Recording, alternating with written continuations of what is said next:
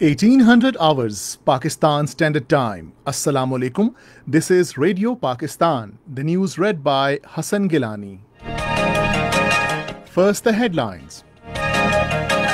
Prime Minister in a meeting in Islamabad today approved a project for promotion of science, technology, engineering and mathematics education in higher secondary schools.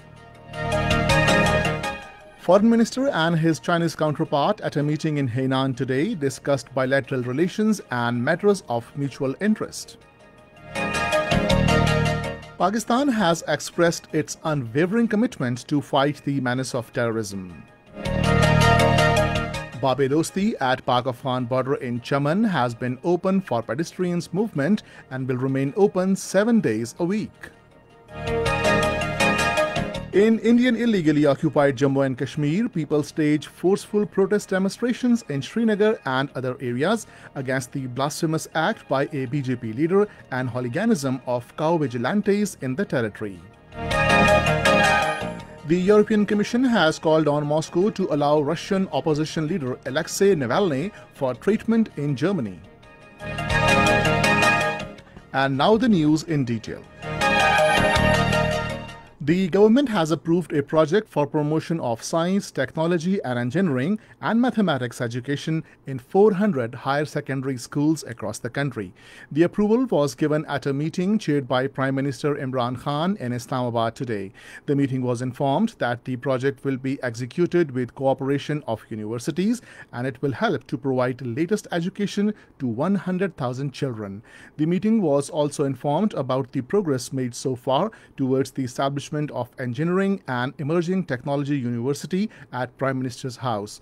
Minister for Science and Technology Fawad Chaudhry presented a roadmap for building the capacity of the country in production of exports of medical equipment. The Prime Minister commended the efforts of Ministry of Science and Technology for domestic production of protective kits, ventilators and other equipment during COVID-19.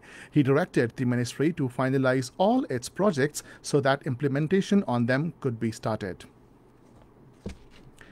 Foreign Minister Shah Mahmood Qureshi held a meeting with his Chinese counterpart Yang Ji in Henan province of China today. They discussed bilateral relations and other matters of mutual interest. The foreign minister is in China to represent Pakistan in the second round of China-Pakistan Foreign Ministers Strategic Dialogue. Foreign Minister Shah Mahmood Qureshi has reiterated Pakistan's unwavering commitment to the fight against the curse of terrorism. In a statement on the occasion of International Day of Remembrance and Tribute to the Victims of Terrorism, he said the resilient Pakistani nation has shown that the values of enlightenment, compassion and empathy that bind us together are much more stronger than the forces of intolerance, hatred and violence. Shah Mahmood Qureshi said Pakistan has suffered the most from terrorism as it lost more than 70,000 lives and suffered economic losses of $120 billion. Alluding to state terrorism being perpetrated in Indian illegally occupied Jammu and Kashmir, he called upon international community to seek to prosecute Indian civil and military personnel involved in state terrorism and serious crimes against humanity. Minister for Information and Broadcasting Shibli Faraz says Pakistan and Saudi Arabia's relations remain steadfast as ever and we are determined to further build up these historic fraternal ties.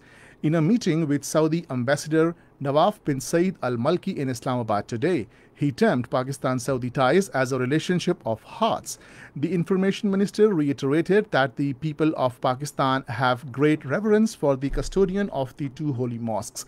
He also commended the arrangements made by Saudi government for Hajj this year despite difficulties posed by COVID-19 pandemic.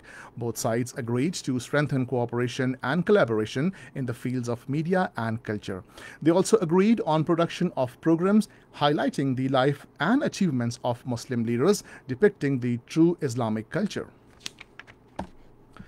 Special Assistant to the Prime Minister on National Security and Strategic Policy Planning, Mueed Yusuf, says it is time to call out countries perpetrating terrorism against Pakistan. In a tweet, he said, as we pay tributes to over 85,000 Pakistanis who lost their lives in terrorism, the world needs to recognize Pakistan's sacrifices and achievements against this menace. The Special Assistant said, It is now time to call out the countries from where terrorism against Pakistan is planned, supported, and carried out.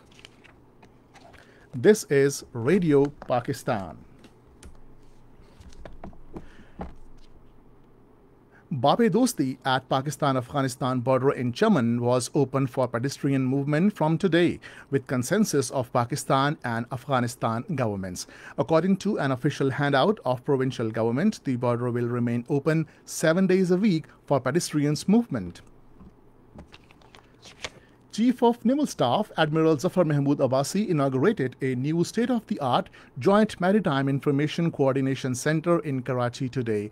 The naval chief on the occasion said the new center will further support Pakistan Navy's efforts to promote maritime security in the region. Joint Maritime Information Coordination Center functions as a nerve center to harmonize the efforts of all maritime-related organizations. It helps generating a coordinated response to maritime security challenges within Pakistan's exclusive economic zone. The new setup has been equipped with indigenously developed joint maritime information sharing software, a modern operation room, and associated infrastructure. Azad Jammu and Kashmir Prime Minister Raja Farooq Haider Khan has directed Kashmir Liberation Cell to document human rights violations in illegally Indian-occupied Jammu and Kashmir as concrete evidence for the world nations. Presiding over a meeting of the Board of Governors of Kashmir Liberation Cell in Muzaffarabad, he said the government is establishing a museum to document Kashmir liberation movement. Raja Farooq also directed the committee constituted for recomposing the state's anthem to accomplish its work as early as possible. In Libya, UN-recognized government has announced ceasefire across the country. In a statement, Government of National Accord head Fayez al-Sarraj issued instructions to all military forces to immediately halt combat operations in all Libyan territories. The Tripoli-based government of GNA called for an end to an oil blockade imposed by rival forces since earlier this year. It said paramilitary and presidential elections should be held in March.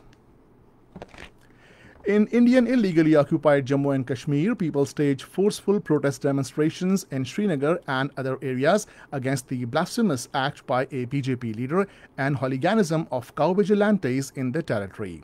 Call for the demonstrations was given by all parties Hurriyat Conference. As soon as the Jummah prayers culminated, people in large numbers took to the streets in Srinagar, Budgam, Gandarbal, Pulwama, Islamabad, Shupaiya, Kulgam, Baramulla, Kupwara, Bandipura and other areas and held demonstrations and rallies against the sacrilegious remarks of the BJP stalwart Satpal Sharma and thrashing of 2 Muslims by RSS hooligans.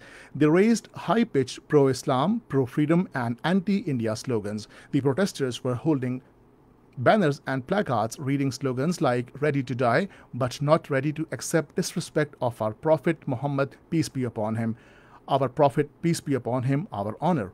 They demanded awarding of exemplary punishments to the culprits so that no one could dare to indulge in such profane acts in the future. The European Commission has called on Moscow to allow Russian opposition leader Alexei Navalny for treatment in Germany as well as probe into his suspected poisoning. A Commission spokeswoman told a news conference in Brussels that we trust the Russian authorities will stand by their promises to allow Mr. Navalny to be safely and speedily transferred abroad in order to receive medical treatment in line with the wishes of his family.